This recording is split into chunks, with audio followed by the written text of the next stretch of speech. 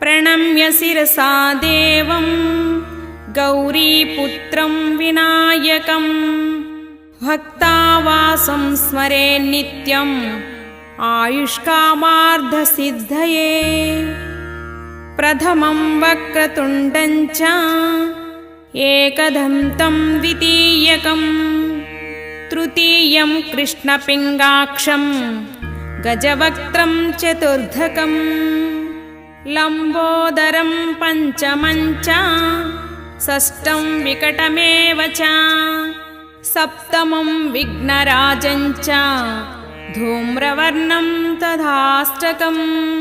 नवमं बालचन्द्रं च